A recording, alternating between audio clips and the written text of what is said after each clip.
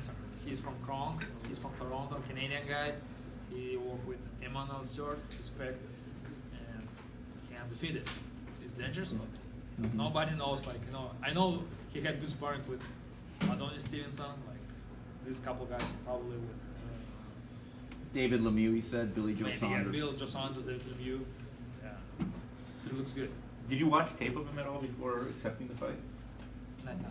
No. Could you find any tape? Maybe just I need to just start training camp. Maybe before my sparring, I watch. I do. We were going through a number of names leading up to this fight. At the same time working out the deal with DAZN. Clearly, the multi-fight deal with DAZN was the clearest path to a third fight with Canelo. We feel that, actually the whole Triple G team feels that he won both Canelo fights. Danny Jacobs has even said that was his opinion as well, which for his promotion would be much better to say that Canelo won those fights, but Danny's an honest guy and said that Triple G won the fights. And he took some time off. He was frustrated, with that decision. Frustrated especially because basically the judges took his titles away. When two judges scored the 12th round for Canelo, which Dan Riffiel, Al Bernstein, were very outspoken that there's no way he lost the 12th round.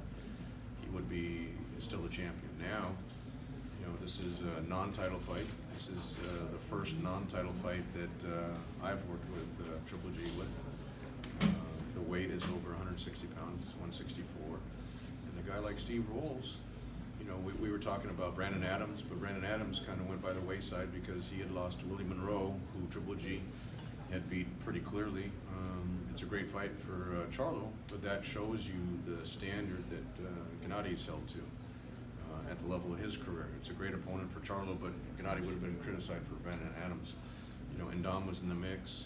Steve Rolls is undefeated from Canada, and DAZN wanting to increase their subscribers in Canada, it made sense to go with Steve Rolls. And Emmanuel always said, when he was working with Vladimir, you never know how good or how bad an opponent is if they're undefeated because they haven't been tested. You don't know what level they're at, so they could be very dangerous. I mean, you look at Andre Ward when he went to the Super 6, he wasn't the favorite. It was Mikhail Kessler, Carl Froch, Arthur Abraham. They were all the favorites to win. And Andre Ward actually wound up winning that tournament. He was undefeated. He wasn't that well known at the time that he entered the tournament. And that's how we look at a guy like Steve Rolls, who could be very dangerous for Gennady at this stage of his career. And certainly Gennady's not going to overlook him.